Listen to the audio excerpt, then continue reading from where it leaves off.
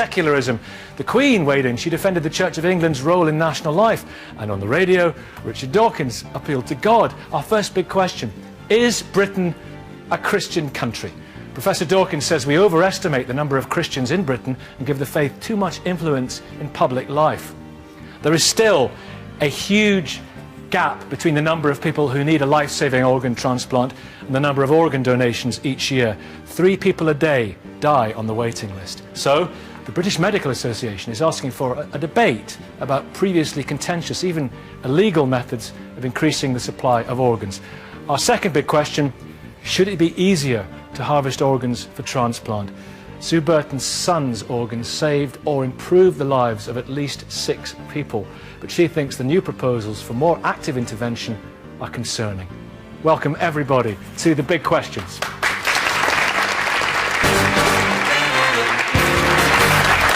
Morning. Well, back in 2001, when the last census, the last published census was taken, 71% of us declared ourselves to be Christians, yet we know the churches are pretty empty on Sunday mornings. A new survey published this week by the Richard Dawkins Foundation found that the majority who call themselves Christian do not actually practice the faith in any meaningful sense. Is Britain a Christian country? And Richard, your foundation, it was an Ipsos Mori poll, and it polled people who'd put Christian on the census. But what was interesting about it is to a greater or lesser extent, whether it be sort of evangelical or all the way through to vague belief, 78% said that they believed in God. That's quite high, isn't it? The poll that we commissioned was done by Mori, which, as you know, is a very respectable organisation, and so it should be attributed to Mori rather than to us. The first thing that the poll showed was that the number of people who call themselves Christian has dropped from 72%, I think it was, in the 2001 census, to 54% now. And the margin of error might be plus or minus 2 when the final census figures comes out. So that's already a dramatic drop in the number of people who call themselves Christian. What was more interesting in a way was when we looked further at what those 54%, remember we now wiped out all the people who don't call themselves Christian at all. These are the census Christians, we call them the census Christians. When we look at them, even they are not, in many cases, really Christian in the sense that most of the Christians here would, for example, recognize, I suspect. And of course they're absolutely free to call themselves Christian if they wish.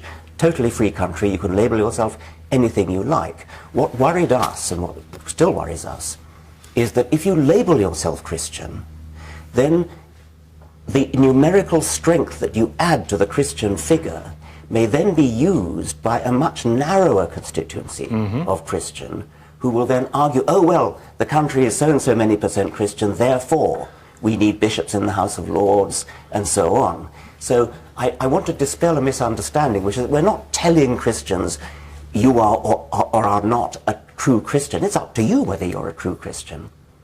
But beware of using the ammunition of the percentage number of Christians, even though it's now dropped from 72 to 54. Beware of using that figure as ammunition for pushing through really strong, narrowly defined Christian values when most of the people, or a large majority of the people who tick themselves Christian, actually don't support those Christian measures.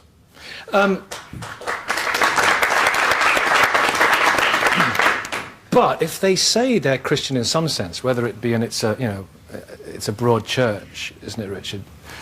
It's a very broad church. That's the point. I know, I understand what you're saying, but if they say whether it be evangelical or vague, Christians, and isn't that what we have in this country? We have a kind of a gentle Christianity. I mean, it's not a theocracy. It's not. Is it a danger to our? That's the precise point that we're trying to make. That if you boldly ask people on the census, are you Christian? Then you embrace this broad church of people who say, oh, well, I feel I'm a good person, I better tick the Christian box. Well, that's insulting to Muslims and Jews for a start. So how is that informing policy in a detrimental and dangerous way? It forms policy because time and again politicians after the last census have justified Christian policies, Christian-inspired policies, and things like the 26 reserved seats for bishops in the House of Lords by saying, oh, well, the 2001 census showed that 72% of the country is Christian. We must respect them. Of course we must respect their right to call themselves Christian, but why not ask them whether they support bishops in the House of Lords? And they don't. Or the resurrection, or the virgin birth, or an old... Yes. Yeah. Okay. Well, Cole Morton, I mean, quite a lot of... There have been strong words this week during this debate. And Baroness Varzi last week referring to, this week, militant secularists, saying they're deeply intolerant, using words like, Stalinist and totalitarian.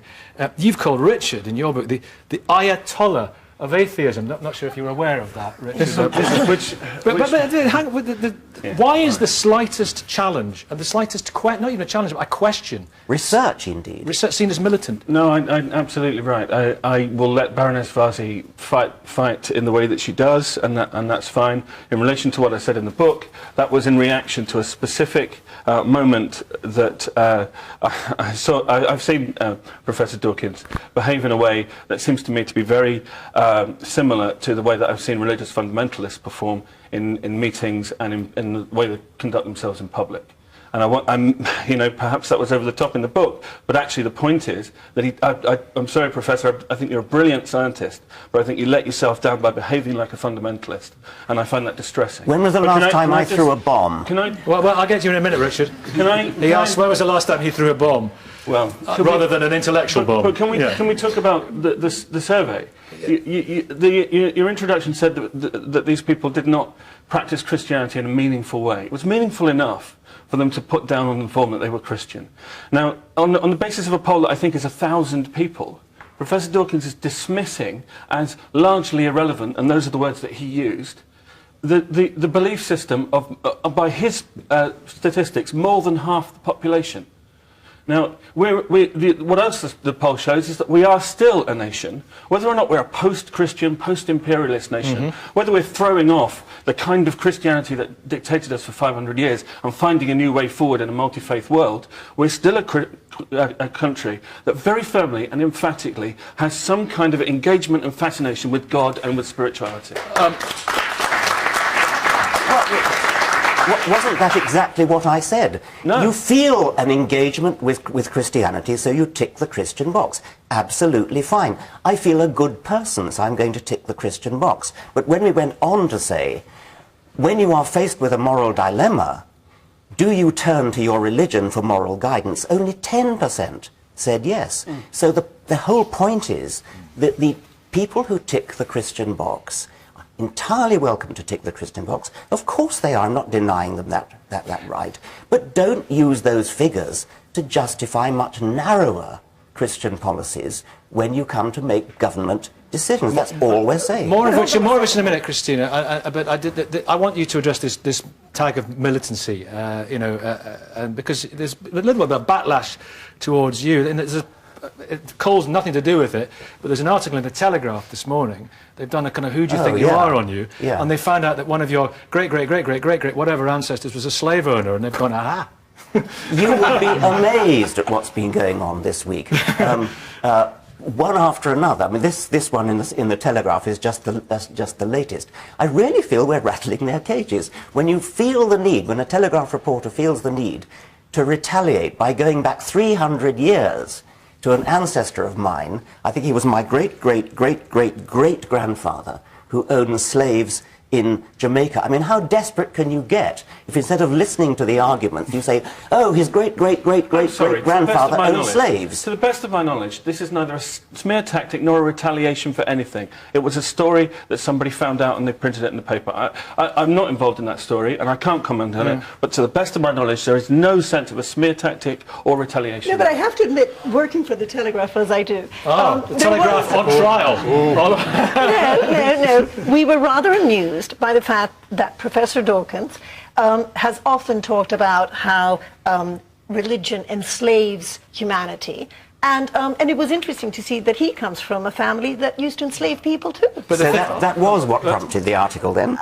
Well, no, I don't Yes, think that's what yes, prompted it. yes. I'm saying that it was amusing when we discovered. But Christina, we're all more related to each other in this room than he is to that Richard's ancestor. my brother, actually. Long lost brother. What's interesting about, this is a political debate Yeah. as well as a religious one, and Rich has made that point very powerfully. These figures are being used in a political way. Is this a Christian country, Jonathan? Well, I'll come back to that just 1 second to make a point about the slavery issue, because Bishop of Rochester, has spoken out in defence of the Christian country by saying, look, we abolished the slave trade, forgetting, of course, that bishops were, one of the agencies of the Church of England was branding slaves. Bishops were supporting the commercial trade. And I think what we've got is a situation where neither side in this debate is being realistic about the history, accepting the mistakes of the past, recognising that religion had a good part to play, but also a terrible part to play, and so did secularism as well. Is this a Christian country? This country has never been a Christian country. I don't think it is now. Jonathan, in terms of, let's take our definition controversially as the values of Jesus Christ. Why don't we? And you're a Christian. Is this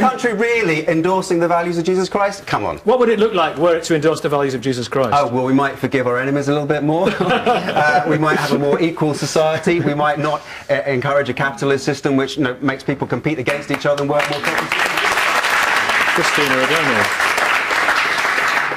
I think it's a Christian country, and it should stay a Christian country. Why What is do it a you Christian mean by country? that? By Christian country, I mean that everything from the language we use